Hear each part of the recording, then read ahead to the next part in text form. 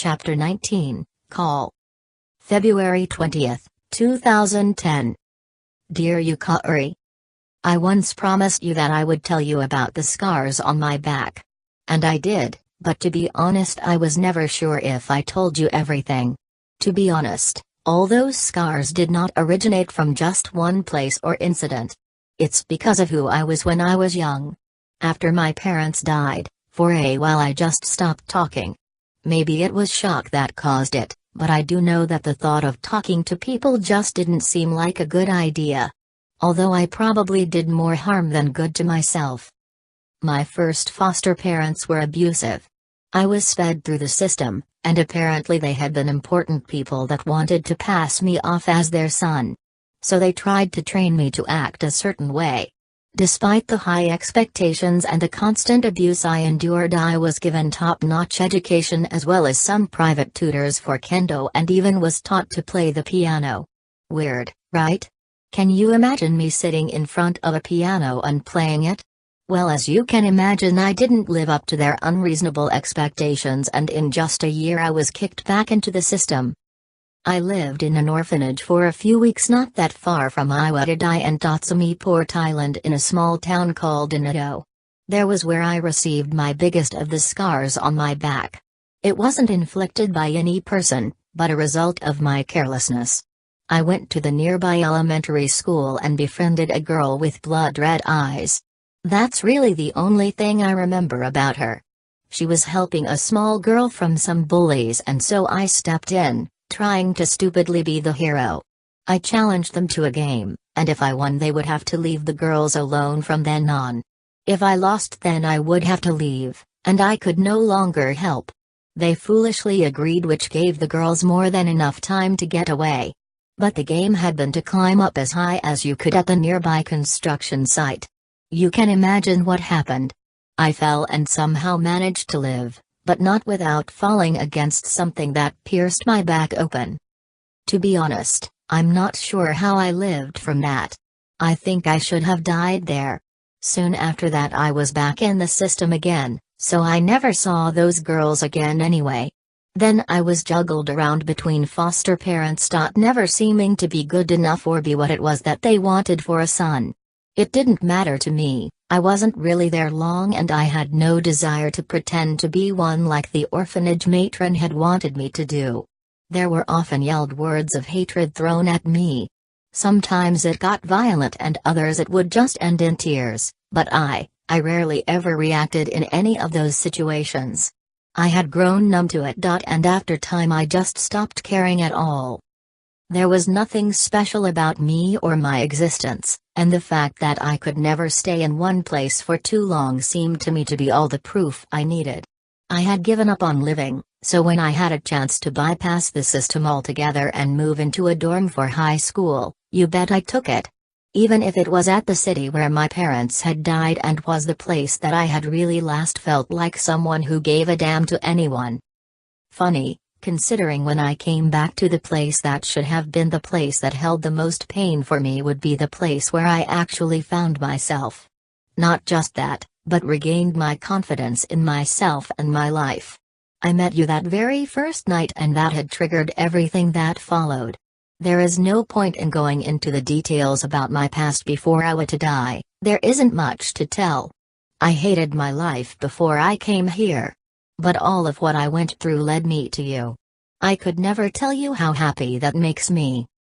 Love always. Arisato, Minato. March 14th, 2011, late evening. The lights flickered down the long empty hallway. This place certainly seemed like it wouldn't lead to anywhere in particular, then again that was mostly the point. The facility was a secret to everyone but the team from Kirijo Group that had worked there. Only documents had given a vague reference to it until Fuko had found something significantly more. It had given them a location and a code. It was less of a hallway, and more like a concrete bunker that housed the main means to access, pipes, electrical and the backup generators. So every sound seemed to echo ... But at the end of this particular path they were on only appeared to be maintenance access to the hospital's main water line. However, the document Fuka had found indicated that it supposedly led to the underground facility that Hamuko had been experimented on. Where she had been thrown in, as a child, to the shadows. They still weren't clear as to what the intention had been. One goal they had considered was that they had been attempting to force a natural awakening to persona within the children. The other goal could possibly be to see specifically how shadow reactions to the presence of children. Regardless of their goals, some of those children had died as a result. And more than likely it was a miracle that Hamuko had not been one of the victims as well. But just because she lived didn't make this any easier. Plus she had no idea why she had even been here and had no recollection of ever being here. If she was really here till she was 6. Then shouldn't she remember something? Approaching the end of the path, they noticed a lone keypad to the right of the supposed maintenance access. She wondered how Kirijo had managed to get power back to the hospital. But they wouldn't be able to get in otherwise, but also there was a possibility that power had never actually been cut to the facility. What was the code again? Hamuko turned back to Yukari and Aegis. The code is 4371, Aegis quickly said. I really should remember these things, Hamuko sighed dramatically, trying to hide how this whole situation was really affecting her. You're just nervous, Yukari soothed. Coming here can't be easy. No, coming here is the easy part. Hamuko turned back to the keypad and punched in the numbers. The access hatch in front of them slid to the side easily enough. She glanced back over to Yukari. I just realized that I could remember things from in here. And I'm not sure I want to. There could be a good reason I don't remember anything from here. You aren't alone, Hamuko. No matter what we find down here, we'll be here to support you, Yukari was quick to add. Hamuko took a deep breath. You're right. A staircase was revealed behind the maintenance access that led further down. It was bright, and everything was encased in white, making it annoyingly white. Hamuko gripped her naginata with a more solid grip and began to make her way down the stairs. At the base of the stairs was a dark room, but, as Hamuko moved forward, lights suddenly began to turn on all around them. The place they were in was a large room. More like a waiting room, with various places to sit and a desk. This must have been a reception area for any guests that might have come. Aegis was alert and moved along Hamuko's right side, while Yukari was on her left. It's awfully white, Yukari commented. Well, that was one way to put it. The floor was a white tile and the walls some sort of glossy surface. Even the top of the ceiling was similar. It was incredibly disturbing. Hamuko felt almost sick from the sight, and she couldn't really explain why. One of her forgotten memories perhaps. Still she moved forward cautiously. But all that was left was a few doors that obviously led to the actual inside of the facility. Yamagishi, do you hear me? Hamuko asked tentatively, unsure how that was supposed to work. She had seen the others put hands up to their ears, but maybe it was just a habit. I hear you, Hamuko-san, came an immediate reply from Fuka. Do you sense anything in this area? Hamuko asked after easing her nerves a bit. The room you're in seems clear, and I don't sense anything in the adjacent rooms either, Fuka reported. Alright, have the others meet us here. We can probably set up here as our main base, Hamuko said. I'll let them know. We'll see you soon then, Fuka said, and then there was nothing. Hamuko saw that on the other side of the room there were 3 separate paths to take. She sighed heavily and turned her naginata in her hand so the blade faced downward to the ground and the staff part of it rested on her underarm. She eased herself a bit and allowed herself a smile as Yukari approached her. Looks like something about this place is making you uneasy. Yukari reached over and placed a hand on her shoulder. It was probably really easy to notice, and it wasn't like she had been trying to hide it either. Yeah, but I expected it too, Hamuko shook her head. Will this place really give me answers? At the very least we should be able to determine the truth behind the experiments that happened here, Aegis said as she stopped moving about the room. I have not detected any recent activity in this place. I believe that the one named Yoshimitsu has not been able to return here before us. Hamuko noted that Aegis didn't sound that confident, plus ... Who was to say there wasn't another entrance or exit out of this place? So he simply just hadn't come from this direction. No surprise there. That door wasn't going to open without power and he didn't exactly have a reliable way to get it back on that we know of, Yukari said but paused for a moment. Although we should consider that it's possible this is a trap. Although Hamuko believed there was probably a way to bypass needing power from say ... the power lines by using the hospital's backup generators. All hospitals had them ... and considering how stocked the rest of the hospital had been when she had been trapped here with Akira and Cyan ... it was unlikely they had been removed. But there was hardly a reason to bring up that point. If it is then it was set up a long time ago, Aegis replied. You mean like something they set up when they closed this place down? Hamuko saw Yukari nod a confirmation. Well, we have to be cautious either way.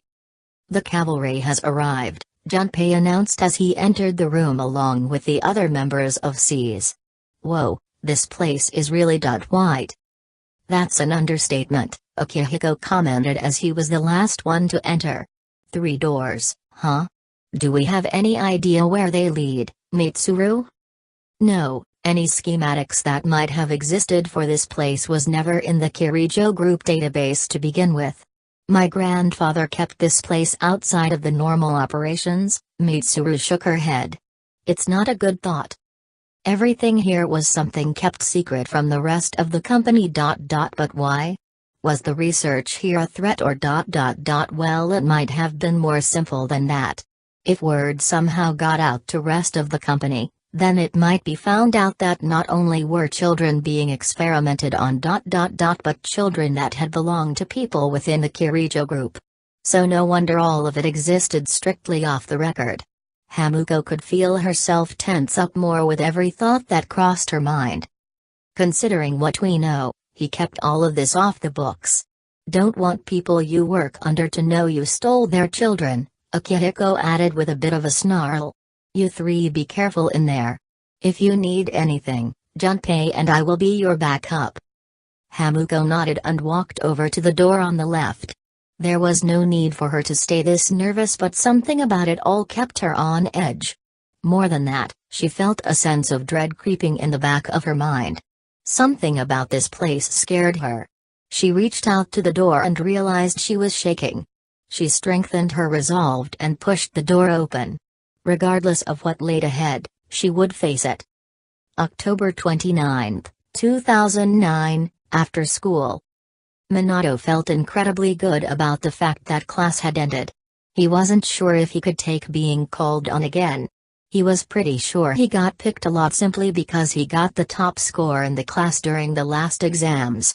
He wasn't sure if it was that impressive that he knew things like how magnesium chloride was in tofu. Apparently he seemed to get a lot of looks whenever he got something right. It wasn't like he was showing off, he was just dedicated in his studies. It was a nice distraction from all the other crap he had to deal with as of late. Yukari turned around in her seat to face him and smiled. Onashi-sensei sure likes to call on you, she giggled. Yeah, I was just thinking about that, Minato frowned. Maybe I should start getting answers wrong.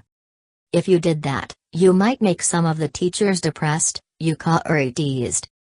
Please don't insinuate that I make a teacher's day by answering a simple question correctly, Minato groaned. Plus I'll just feel more obligated to make sure I get it correct. You get them all right anyway, so it isn't like it would change at all. Yukari got to her feet and moved next to his desk. How did you even know that magnesium chloride is in tofu anyway? Seems kinda odd for you to know. I watched some show called The Science of Cooking or something. It broke down a lot of traditional Japanese foods and showed what made the flavor. Minato shrugged and looked up at her. Sounds boring, but I bet you loved it, Yukari giggled. You know, you'd learn a lot more if you watched stuff like that too. Wouldn't hurt to bring your grade up even further. Minato gathered up his bag and got to his feet. If I get to watch it with you, sure. Yukari took his left hand. Say, I'm starving, want to go get some ramen? I could go for a beef bowl, personally, Minato commented as he let Yukari lead him out of the classroom. He was used to the looks he got now. Although he could almost hear the guys cry out in jealousy. It was a good thing that no one knew how close their relationship had been to breaking completely. And that it was Yukari that had broken down. The once highly sought-after junior girl was now completely devoted to one guy. She had even told him that she loved him. He wasn't sure if he could quite believe that yet. There was still a lot of progress they needed to make in their relationship. And most of all, he wanted Yukari to stop running from her problems. Still, at the same time, because of their huge fight and the way things had played out, he didn't get jealous of any guys talking to her now. At least at the moment he felt he could trust her words enough that she was going to prove to him she meant what she had said. It had only been a few days since they had reconciled their relationship, and he knew that Yukari was still worried that Minato might leave her. He could feel it in the way that she spoke and acted around him. Minato wanted to see her make a step forward, and he hadn't seen that yet. Occasionally he could see that panic in her eyes whenever he turned away from her. Minato had never seen anyone do that in response to what he did before. Then again, Minato had never been in love until he met Yukari. So I've been talking with my mom lately, Yukari said suddenly as they were walking off of the school campus and heading down towards the train to head back to Iwata. Minato glanced over at her. Oh yeah? How has that been going? Minato asked, squeezing her hand, knowing it wasn't an easy subject. And also wanting her to say her piece before saying anything more about it. I didn't realize how much I had missed her. And it sounds like she's been trying really hard lately to start doing better for herself. Yukari spoke softly with a small smile on her face. That's good. She still have plans to get married? Minato glanced over at her. She put that on hold. Which is part of what I wanted to talk to you about. Yukari suddenly looked significantly more nervous than she had been just bringing up the conversation. So she isn't?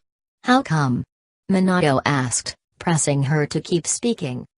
She said she won't get married until after I forgive her and she wants to meet up and talk about things. Yukari kept her eyes on the ground. Minato stopped her as they approached the stairs that led up to the train.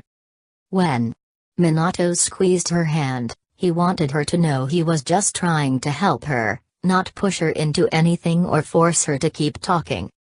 Well, she's been really busy with work, but she'll be available in a couple weeks, November 9th. I was kinda hoping that you would come with me. Yukari was incredibly tense, obviously wondering if he would go. Honestly, it should be obvious what his answer would be. Of course, I'd love to meet your mom. Minato smiled and Yukari looked up into his eyes, actually surprised by his answer. What? You thought I wouldn't go? Yukari didn't seem to know what to say. Let's get on the monorail. Minato let it drop for the time and the two went up the stairs and got onto the train. It left shortly after that. Minato silently held Yukari's hands as they sat next to each other on the monorail.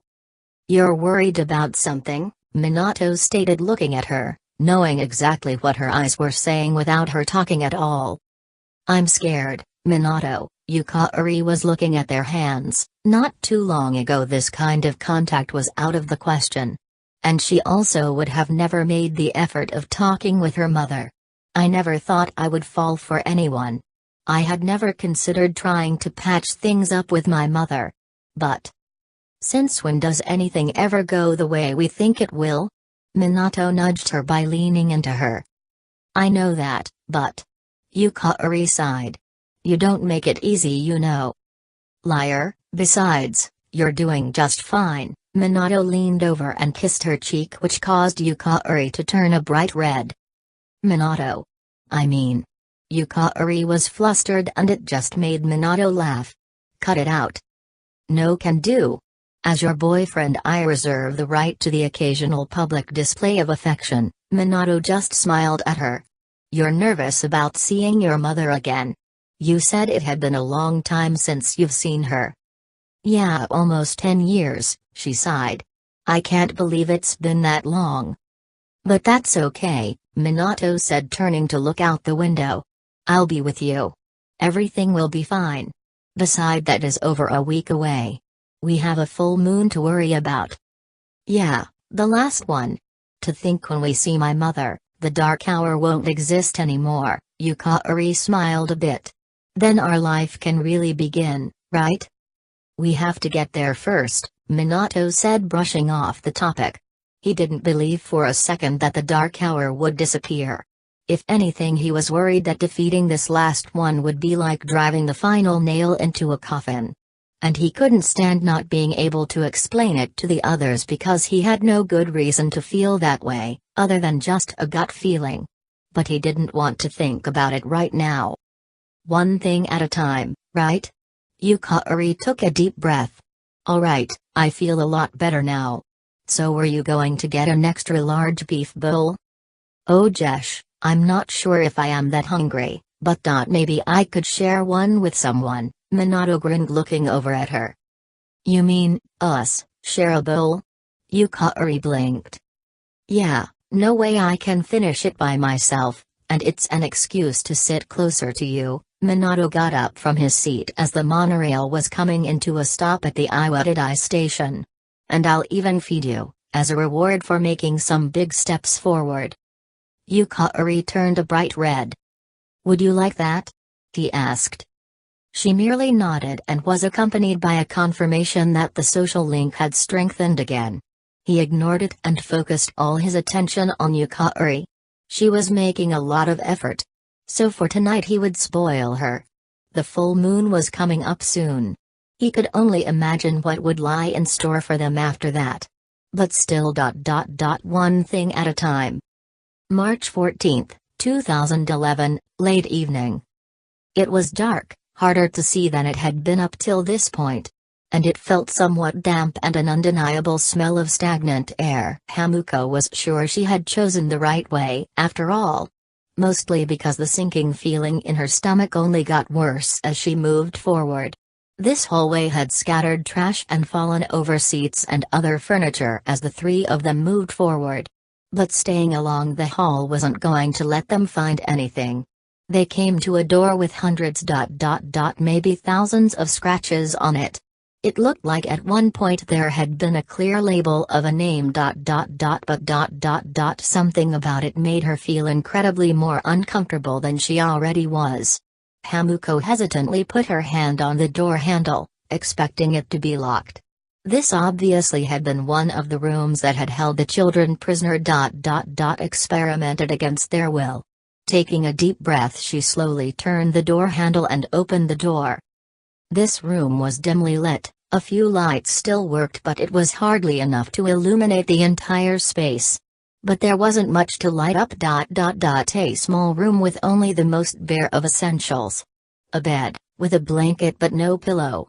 A toilet up against a wall and then a sink. No mirror, nothing else. She walked in with Egas and Yukari behind her. Hamuko felt she had failed to notice something else and started to look around the room closer. This place is a place where they held the children. No, where they held one of them, Hamuko suddenly said. Her head was starting to ache.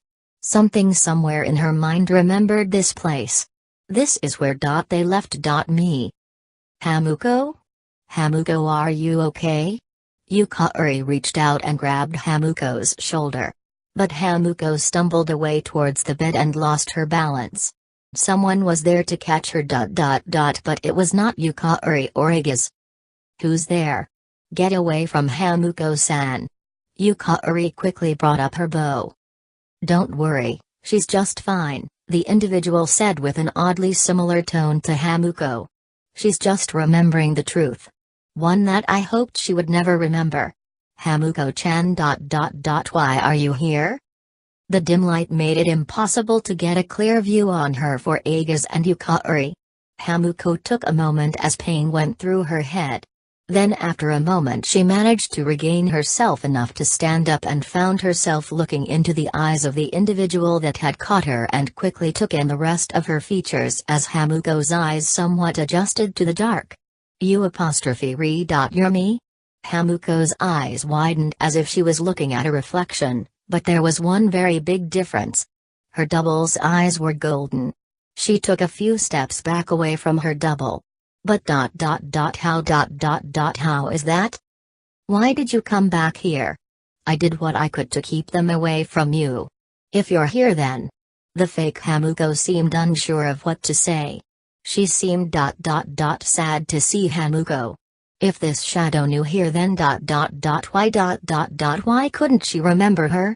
But it was obvious that this shadow had been here a long time. The clothes she wore were too small and incredibly dirty. Her hair hanging down and unkempt. Just how many years had this shadow been down here? Be careful, she is the same as a shadow, Aigis warned, taking a moment to get between Hamuko and the fake one. Yes, I am a shadow. But I am not like the others here. The shadow Hamuko turned away from them, motioning to the room before them. This was Hamuko's room, and sometimes mine. After all, they liked the reaction I had to Hamuko-chan. So they subjugated Hamuko to me again and again. It was surprising how stupid these researchers were. They understood so very little, not just about shadows but Hamuko-chan as well. Do you know what they were doing here? Hamuko asked. Why did they do what they did? They were trying to develop forced potential in a different way. A way that would force a child to develop the potential for persona. Shadow Hamuko looked back, seemingly bored with the subject. The idiots didn't even know that our little Hamuko already held potential. More than their small little brains could comprehend. There was anger in her words. This shadow Hamuko didn't seem to have hostility towards them, but only towards the researchers. Why are you here? Yukari had now eased her bow down from aiming at the shadow. Even Yukari seemed to feel the shadow wasn't really a threat. To help, Hamuko, the shadow looked at Yukari. The look she held was as if her motivation should have been easy to tell. But she turned away from them once more to speak. I am a collection shadows that were kept here, and abandoned. A portion of the shadows. Over time my constant interactions with Hamuko had brought the collective shadows into one being. That was me. Why would you look like me? Hamuko asked and didn't realize she had relaxed her guard. Because Hamuko was my friend. The shadow Hamuko looked confused for a moment, as if she didn't quite understand the question. You were never scared of me.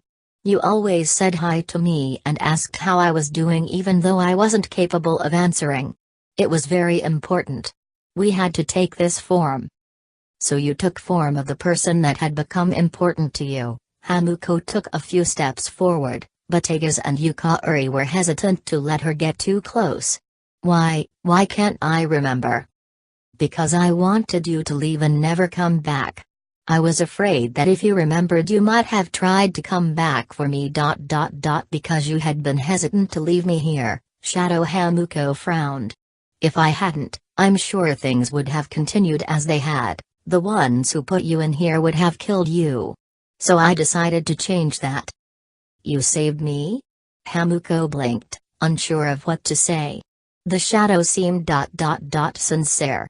She wasn't violent or wanting to attack. No, she definitely seemed sad. Or uneasy with her being there. Because she didn't want Hamuko to come back here. She had saved her from this place. So it was the last place she would want to see her. The truth behind this place is up ahead. I can take you there. Shadow Hamuko turned back towards them and took a step towards the open door behind them. The shadow stopped and looked to the real Hamuko. Are you sure you want to remember, Hamuko-chan? I have to. I need to stop Yoshimitsu, Hamuko said resolute. That man? Shadow Hamuko growled. Then the shadow took Hamuko's hand and pulled her out of the room. There was suddenly a sense of urgency now in her demeanor. This way, Hamuko. We may not have much time. What do you mean? Yukari asked as Aegis and Yukari were quick to follow. They seemed to have come to a conclusion to trust this shadow of Hamuko. Maybe it was because they could all feel it. That this shadow had also been a victim of the Kirijo group. He has another way into this facility.